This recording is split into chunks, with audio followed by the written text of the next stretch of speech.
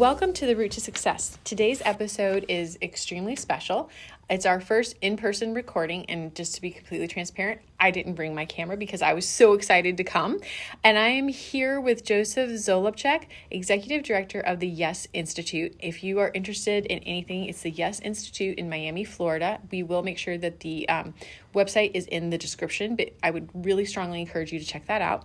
An organization transforming conversations about gender, orientation, and mental health.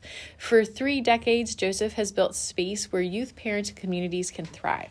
Together, we'll explore what it means to find hope when the world feels uncertain, redefine resilience as thriving and aliveness, and learn how the Yes Institute helps families build bridges of understanding.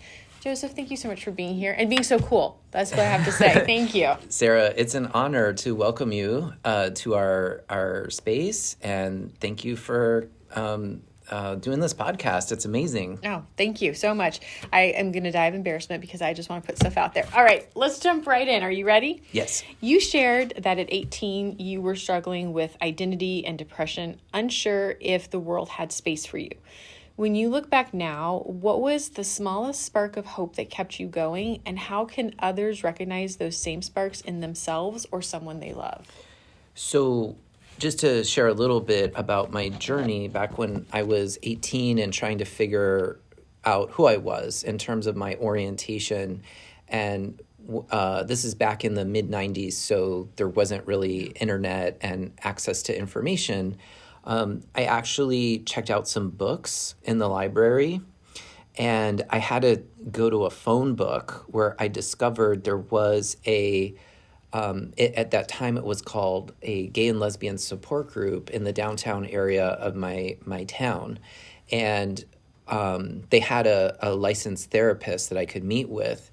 And that one therapy session basically was sort of the confirmation that I needed that I wasn't alone. Mm-hmm. And one thing I want to give to anybody with whatever they might be struggling with in life is I can almost guarantee you are not the only person that has faced whatever you're dealing with that might be isolating, stigmatizing, rejecting. You are not the only one. There is 8 billion plus people on this planet. There is someone that has gone through a very similar journey that you can relate to. So I want to offer that as a possibility for people that no matter what you're feeling, do some research, investigate. There's someone, not just someone out there, but there's even groups and organizations that have formed around the topic that you're dealing with in your life that's challenging.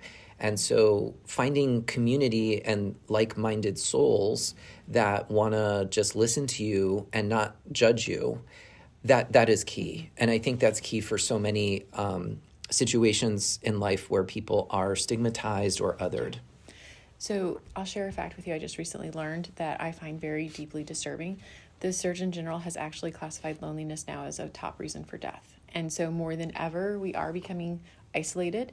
And so I think finding community, even just on days when I feel lonely sometimes, I'll go to the post office or the front office and just have a conversation with somebody just to connect for a minute. But I think it's important we remember that to connect. Yeah, and what I like about this is how I look at it is not only does it make you feel better, right, but guess what? You might have made that day a little bit better for that postal worker or the right person in the store, whoever you were talking to, because it's like, wow, I got to talk to a real human being. And even though it wasn't a deep, profound conversation, it's so important in our highly technologicalized and almost distant, all the technology that's around us, that's somewhat kind of is a physical barrier and isolation, that we remember the power of connection. Mm-hmm. Yeah. So important. So let's talk about resilience, which is one of my favorite things. You talk about moving beyond bouncing back to seeing resilience as evolution, growing through uncertainty instead of fighting against it. What does that evolution look like in real life, especially when the world feels heavy, and how do you personally practice that shift? So I would, first of all, I want to put out there that I consider myself a lifelong student of well-being and also communication. I think as soon as you feel like any human, when we go, oh, I've got this all figured out, then wham. Yeah, never say that. Reality, or what I sometimes call the physical universe, will come invite you to be like, maybe you don't. So, Yes. so first of all, I like to take like a student and humble approach. Like, Correct. I've been through, I think every human has been through many challenges in life and persevered.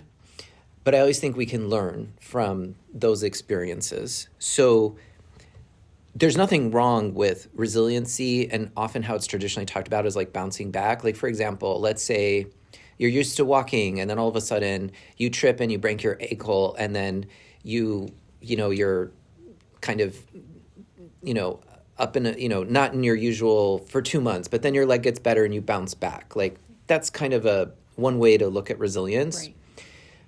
Another way that I'm looking at resilience, and some of my team members on our education team at Yes Institute, in creating a new workshop that actually got birthed this year in 2025. It's creating possibility of well-being in times of uncertainty. So when we look at resilience as evolution, it just feels like so many things are changing rapidly around us. So there's no like getting back to anything, right, in a way. Like, we always would be like, oh, pre-pandemic, we're not going back there. We went through the pandemic and it shook up a lot for us. So what we can do is, instead of trying to go back to how things were, which is like kind of a distant fantasy in a way, we can say, wow, we have so many challenges in our life right now. How can we, instead of looking at it as an overwhelming obstacle, do like a little mindset shift? And what I'm practicing is, first of all, let me bring curiosity. Okay. And let me bring courage. Because when it feels like the floor is coming out from underneath our feet, you want to react and you want to scream and you want to go hide yourself and isolate. And instead, if the floor is falling, we could also go, oh, wow, feels like I'm falling in midair. Let me see if I enjoy some of this experience. Could I enjoy it? Right. So that's where kind of curiosity comes in. Not that I wanted to necessarily exist in a society right now where it feels like so many things are rapidly changing, but they are, and I'm alive in it. Could I bring like some wonder and curiosity to go, could I use this as an opportunity to help me grow and evolve, given there's no like safe, huddle I can go back to, and what does these opportunities present that might create and bring forth something, right? So I know I'm kind of talking very abstractly, but I use this from every little day interaction. Let me bring curiosity. Let me bring wonder. Let me bring creativity to the equation, even though my instinct is to bring dread and doom and gloom. I know that bringing doom and gloom to the situation is just going to give us more of that. If I approach any challenge in life with curiosity and wonder and curiosity, that at least gives me a shot at trying to have something maybe meaningful and new and creative be birthed out of that chaos. I relate very much to what you're saying, and I very much agree with you. Because it is so easy to be a Debbie Downer, especially in today's day and age. But I also don't want to be a Pollyanna. So I try to strike somewhere in the middle of realistic and positive at the same time. And so when I see a challenge come up, I try to rename it, or I turn it into something fun, a game. And then I picture myself climbing over that mountain and achieving it, and I just go. Of course, I think I also might be slightly crazy because I will just face everything head on. But I learned a long time ago that when I hide, that's when it's the worst. Yeah. So. Yeah. And also, so we have like sort of we look at this reasonably. Also, I know what I'm saying, because there's all kinds of listeners out there who might be listening to this podcast, and you might be in a place where you are very sad and it's hard to even have a possibility of hope. Yep. People are in all different places of mindset and their like approach to aliveness and thriving at life. Some people are going through really hard circumstances. So I also want to make room for maybe some listeners who, this may sound all good and, Sara and Joseph have this, but I also want to like let people know there's been moments at my life where I thought I'm never getting through this. Oh, yes. I didn't see a way out of certain tunnels. Yeah. When I had to start to come out to my family, it was almost like I didn't know what would happen on the other side of that. In our work, there are a lot of young people and young adults who have been disowned and rejected completely by their family. So, we never know how things are going to turn out. And it's also important that we hold space for everywhere where they are in their journey. I think a lot of humans are every day just doing the best they can. And other days are tougher than others. Yeah. So, even when it feels kind of hopeless, I always like to just invite people that you creating a possibility of even a little bit things getting better, that's available. It's not like a goal or expectation, because we have a lot of overachievers who are like, I need to make myself feel better and I need to get over this issue in my family. And it's not going to necessarily happen on a timeline how we want it, but you can create a possibility, and you can create like wonder and just speculating, what would it look like if I felt a little bit better? And that is at least a step in a direction that I think makes us all feel a little bit better and gives us something to hold on to in the middle of whatever chaos that we might be feeling or experiencing. I'm really grateful you brought this up. I think I would like to add to what I always try to tell everybody is every life has value. Every person has a purpose, even if it seems like you're complete darkness right now. So just do that one thing, maybe brushing your teeth, and that's a win. And that will help move you towards the wonder and the creativity and finding solutions. Just remember, everybody's special. Everybody serves a purpose. Absolutely. And you brought up one of my favorite words also that can help us when we're not doing so great and we're looking at how do I shift the needle for myself is really being able to also speculate on, and it's a big question, and it can also evolve throughout our lives. What is my purpose? Is my task in life simply to wake up and go to school and go to work and pay bills? What am I living for? And that can be a big question. And in different moments in life, I think it's appropriate we answer it differently, because we also have different chapters of our life where that response for ourselves might change and grow and evolve. But also it's a great way to be like, what am I brushing my teeth for, and what am I getting out of bed for? To have something that brings you some kind of meaning in life, I think that's also a very worthy conversation. We have a whole segment in the Possibility of Well-Being workshop that we spend a good 45 minutes to an hour just letting people play and explore about what is my purpose in life? What am I really up to? Yeah. What would have me get out of bed and look forward to something that maybe brings benefit to myself and also people I care about in my life. I love that.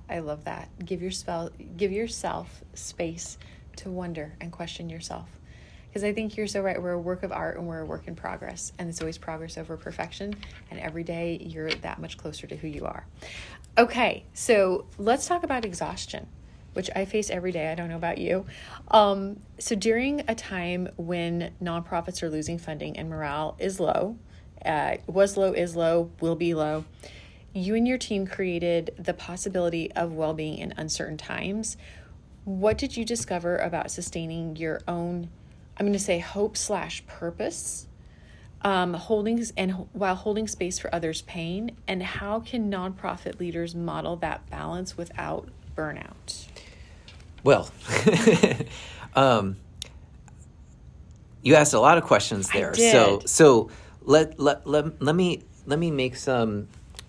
Let me take a look at the nonprofit funding and sustainability question. Okay. So if we bring curiosity and courage and maybe even some creativity, it's important that nonprofits take a look at, okay, a lot of funding has been cut or maybe is never coming back from a certain pipeline. what do we need to do now? So I feel like inquiry, asking a lot of questions. What do we need to do to get ourselves back into a framework that's sustainable? Correct. We are living in a time where there is a record number of millionaires and billionaires with a B. It's not that there's not a lack of resources.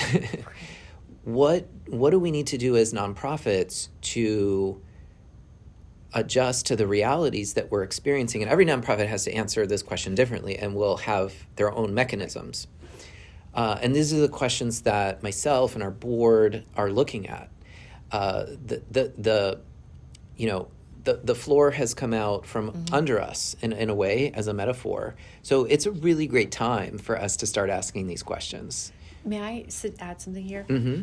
I also like to tell nonprofits, dare to try something new. Don't stick with what always has worked, because it's not going to continue to work. Mm-hmm. So dare to try new things, dare to be different, and also look at it in a business mind frame of diversifying your revenue streams. Absolutely. And don't ever be afraid to ask. That's something I've really learned this year and I'm still working on, is don't be afraid to ask. Yep. So I don't have any pearls of wisdom to offer, because I feel like myself and also a lot of nonprofit directors and board members of other organizations that we interact with, we're also still in the middle of that movie of trying to figure out what right. questions do we need to keep asking, and what makes sense for us to diversify our funding streams, so that we can truly be sustainable. And there's all kinds of models out there, and you just have to find the one that works for you, and that's a good fit. Combine two. Don't be afraid to combine two models. Absolutely. Take yes. pieces from some to build your own. Yes. Yeah. So it's a starting place for us to look at, and right away, and also the number one mindset shift I would kind of assert is, don't go into this conversation with scarcity consciousness. Correct. Because if you're like, there's such limited funding has been cut, now we're not in courage right. and curiosity. We're in doom. Correct. So even though you may feel like you're in doom, you have to just say, okay, it's not going to cost me anything to adopt a prosperity mindset. Doesn't cost anything. Correct. It costs like setting your own, negative thinking aside. Right.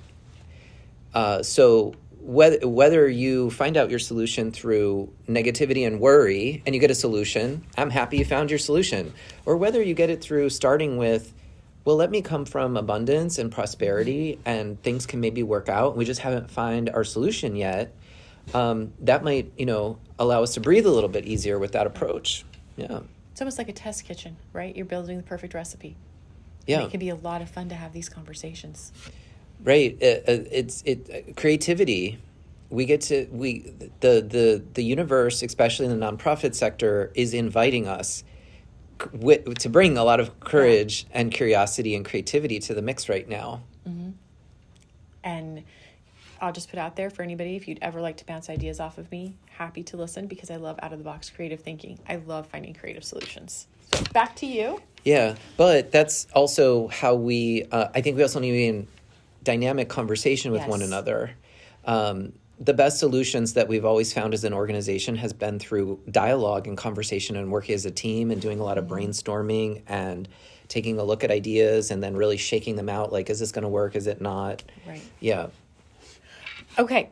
In your class it is coming up in January, the possibility of well-being, do you touch on burnout? I'm just curious. So people, you did mention, let's circle back to exhaustion and burnout. Mm-hmm.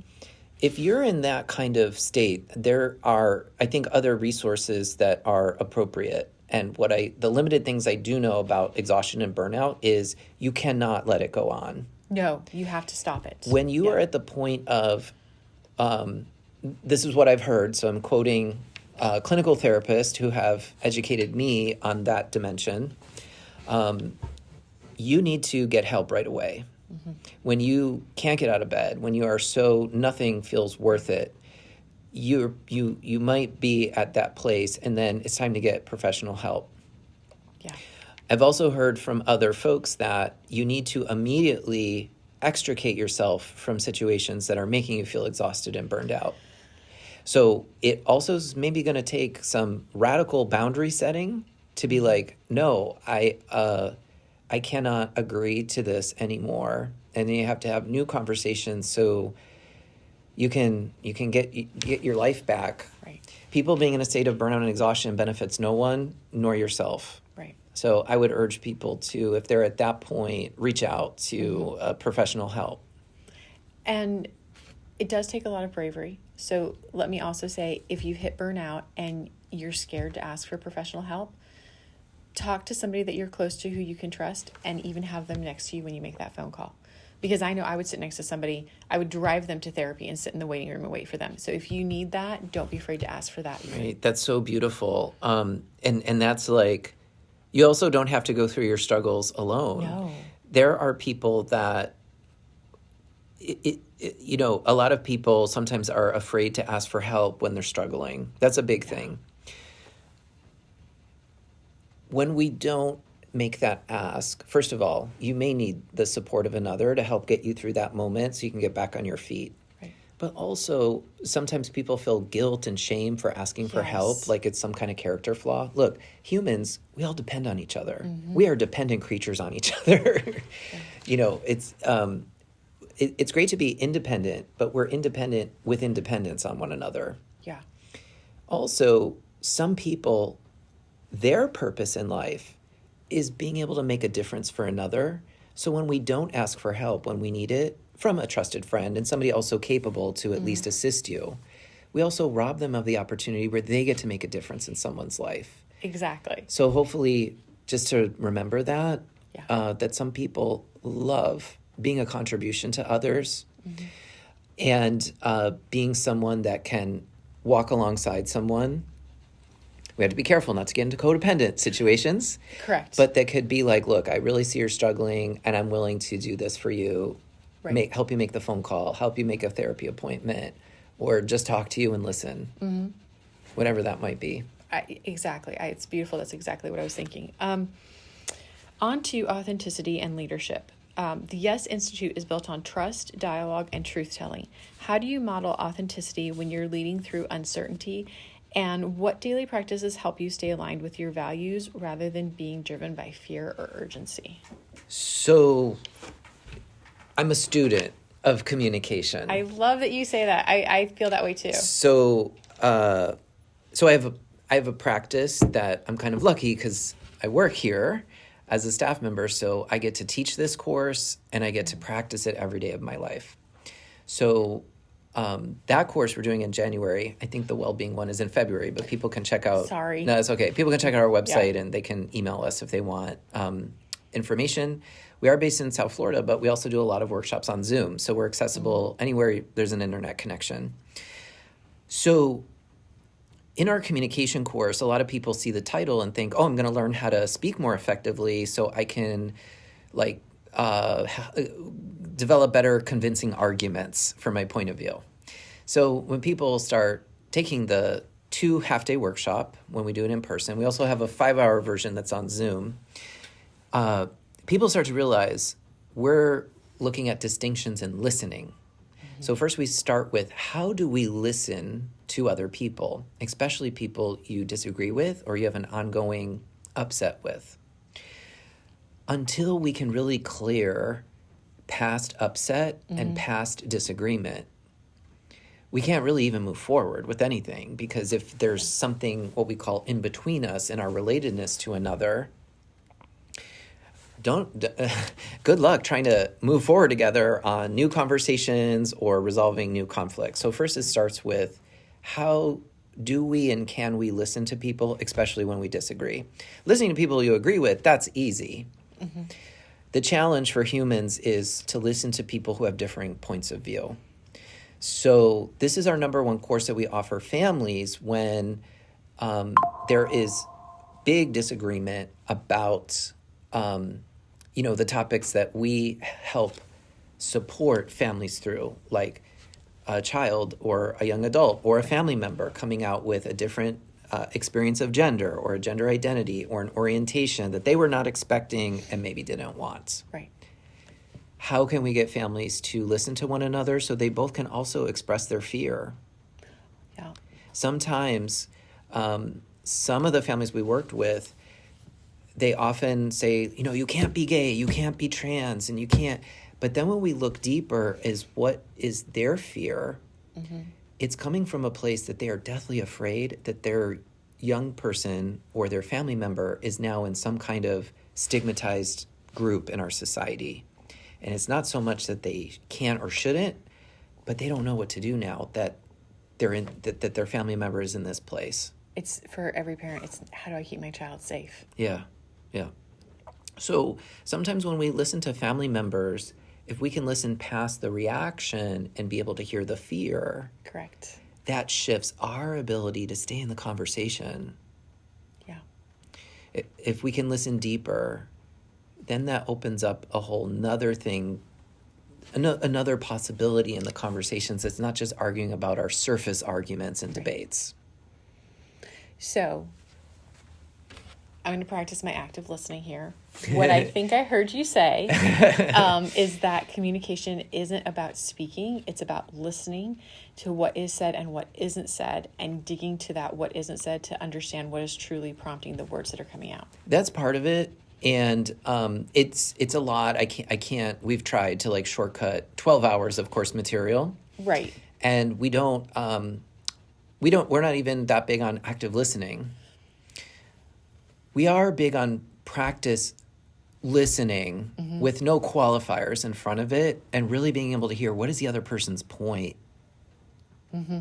If we can listen to that, whether we do it actively or not, and we let that person know we truly heard what is their point or concern or fear, then we don't have to keep rehashing it because that person knows we get them. Correct. And we get all of them. And at this moment, we're not adding our judgment to what they said. Right. Then now there's space available in which the next thing could be shared or said. I always like to tell people, or what I believe is the best gift you can give to anybody is truly seeing and hearing them. Yes. And it seems that's a big, even though we know that that's such a sweet and beautiful thing, we struggle doing it. Oh my gosh, yes, because we're human, right? Yes, we are very human, yes. And so something that we practice in our house that I would like to share is we do the shake it off method. Okay, so we didn't start this conversation very well. You know what, let's take a 5-minute break, let's shake it off, drink some water, and then let's start over again. And it's okay to say that. Yeah. We have a similar practice. And we have just some terminology for it. We call it makeups or interpretations. And we have things called make wrongs. And it could just be Sarah, I had an interpretation that you were saying this. And to actually be a little bit more transparent about how communication and listening occurs in our noggin here and sharing that with the other person kind of lets them know, oh, wow, they had a misinterpretation about what I said. Let me clarify that. Right. That's an easy one. Now we can get on the same page with each other. Or, oh my gosh, I said this thing. I thought nothing of it, but now I see it really hurt you. Right. I had no idea. Well, now we're starting to be in communication and dialogue with one another. Because how many times as humans we've done things that have hurt people and we had no clue. Right. And it's really big of the other person to let us know we've been hurt or something they said offended us. How beautiful is that we can be more transparent and open about our internal processes with each other. Right. Now we're in a different realm of communication where it's not just so much, well, you said this and I said that and back and forth and just we know where that goes. We do. Yeah. Okay. I lost my place. I've been enjoying this so much. Okay, thriving communities, right? Yes. Okay, you've created environments where families once divided by fear now connect through understanding. What patterns have you seen in families or schools that make thriving possible And what lessons could any listener apply in their home, workplace, or community? Well, this goes back to what we've been talking about, is sharing and teaching and practicing with families some of these skills that I just touched upon here, and there's far more. How to really listen to one another. Right. How to shift conversations from just my agenda and what I want to what do we want together. So it's like finding what's our common purpose as a family. Is our purpose to fight with one another and make each other's lives miserable? Or is a purpose figuring out how to get along with each other? Most people pick the latter. Yeah. So sometimes just being reminded of what do we want to create as a family together? 99% of the families we work with say we want relatedness, we want understanding, we know we're not going to always agree. This is not about agreement. Right. 8 billion people on this planet, nobody's going to agree on anything. Right. But we can agree without being disagreeable. How do we find workability for our family? What does our family mean to us? What do we want to create together? Back to kind of curiosity and courage and creativity, and a lot of listening skills and a lot of practice. One thing I'd like to add as a mom, I think too it's important to understand the view that each family member has of themselves, because sometimes I have found myself needing to say, I really want your opinion and this is a safe place. So if you know somebody in your family needs that prompt to, I don't want to say be given permission, but be reminded that their opinion matters and their opinion counts, don't be afraid to say that. Yeah, you're like saying, I'm really going to listen to you and I'm not going to add my judgment. Right. And most of how we've been trained in our society, the dialectic or the rhetoric out there is a very sort of, I talk and then you talk and then I talk over you, and it's just like two monologues going at each other. Right. Rare is the time, and we're big fans of promoting more people who can do this. Is okay, let's start with listening to one another. Let's start there. Let's not start with the talking. Let's start with the listening. I think that is I would love to see more of that in our world. And to really answer your question, this is how our families have, and they did the work. We just showed them some tools. We showed them how they could listen to one another, even when they disagree, and then how they can create purpose together, and then supporting them. And then sometimes a lot of our families will review the course after a year or two because they get stuck on, the tit for tat, and then they get reminded, and we're all reminding ourselves, we don't have to be stuck in the I'm right, you're wrong, no, I'm right, you're wrong, no, I have my evidence, you have your evidence. Everybody has that, and what is it giving us? Nothing. Well, it might give us a lot of angst and argument and disagreement, but like nothing in terms of nothing that feels like really good inside and maybe meaningful and productive for our family. So yeah, I have to acknowledge, we're the educators and the practitioners, and I use these skills in my life, and I mess it up. I'm human too. Thank you for saying that. I think it's so important when people understand that people who are subject matter experts, people who do this every day, we still trip. And that's okay, and we own it, and that makes us more human. So it's okay if you trip. It's okay if you mess up. Shake it off and start over again, right? And I like to also, in many workshops I lead, I share where I messed it up, even though I technically know better, because it's not about knowing.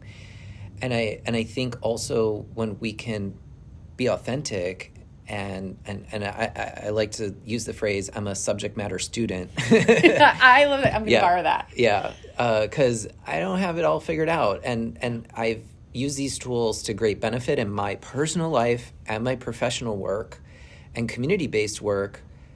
But life will always give us challenges that I'm not prepared for and I didn't experience before. So I got to go back to the tools and see how do I apply them to this unique situation. So, but all it takes is a commitment and willingness to say, I may not get the outcome I want, but I want to be like a stand, and I want to be cause in the matter of if there's any chance there could be a different outcome, whether that's working with a family to ensure their young person doesn't want to turn to suicide or self-harm, right, or or other, well, sometimes it's called the slow suicides, addiction, substances, other things.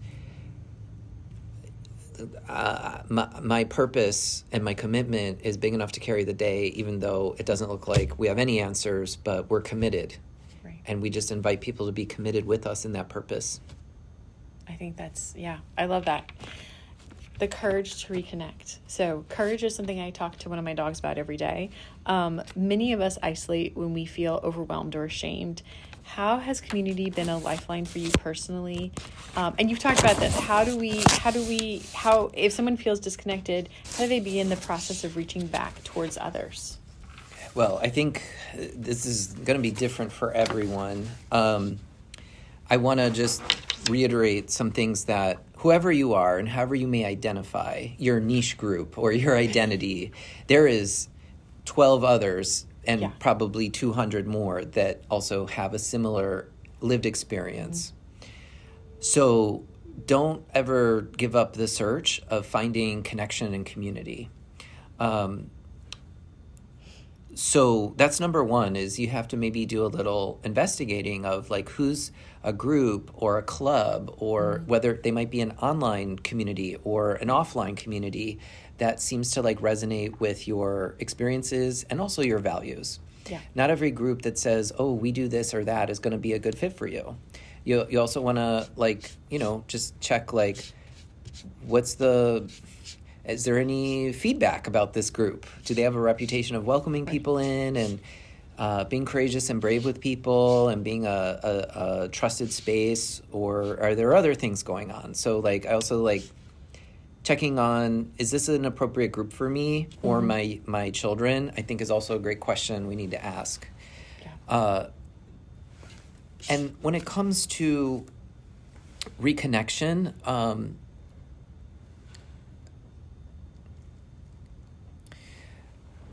community is such a important part, and you don't need a big community.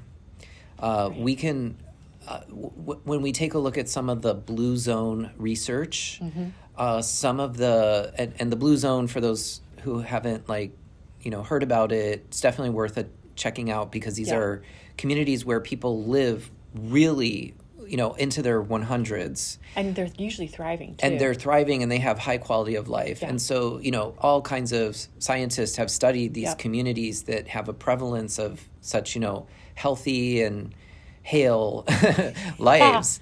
And some of them, they just have a handful of close friends, but they have quality relationships. So sometimes it's not quantity. I mean, some people enjoy and thrive and need a crowd of hundreds around them, and that's what maybe is appropriate for that person. Some other people might need just a handful of really quality relationships to lean on and get through, different experiences in life. And so that's something that also, you have to figure out what's appropriate for you, and, connection is so key. We need each other. We do. I learned that during the I was going to say the depression, but the pandemic, but it might as well, right? Same thing. Yes, yeah. So hope and practice. If you could give one grounding practice or perspective to shift someone listening who feels like hope is slipping away, what would it be? Well, that's a big question. I don't know if what I'm going to share is going to inspire hope in everyone. I think sometimes if you're not in a great place, just know that there are caring people out there. There are mental health professionals, although sometimes hard to access. We have to worry about insurance, and are you on my coverage, or I don't have insurance. Right. However, there are lots of community groups and nonprofits that maybe you can't get the supreme licensed therapist, but there's always someone to talk to. And it's important that you reach out. Yeah. And if you don't find on your first try what you're looking for, don't give up. Right. Be persistent. Yes. When we're kind of in a bad place, we're hoping that the very first phone call or reach out I make is going to be the fix for me and solve. So, when I was on different journeys in my life where I was reaching out and exploring, I had to knock on a lot of doors and do a lot of investigation. It's didn't sometimes finding the right people that can be supportive to us. It takes a little bit of work. So don't give up if the first or second or 10th reach out is not what you're looking for. Just be committed that you deserve aliveness and thriving and a better possibility in your life. You deserve that if you're a human walking on this planet. And from that worthiness and sense of deserving, you deserve to keep knocking on doors and figuring out what it is you need. And I assert that it's out there. And it just may take a while, or it may go really quickly, finding your tribe or your connection that you need. It's beautiful, beautiful. Joseph, I want to thank you for sharing your story and your wisdom. And thank you for being so welcoming to me, especially when I feel like I kind of just came in a hot mess. You reminded us that resilience isn't about returning to who we are, but about becoming who we're meant to be. The Yes Institute's work shows that through dialogue, compassion, and courage, we can create communities where every person feels seen, safe, and alive. And if you're in South Florida or anywhere in the world, you can learn more at yesinstitute.org.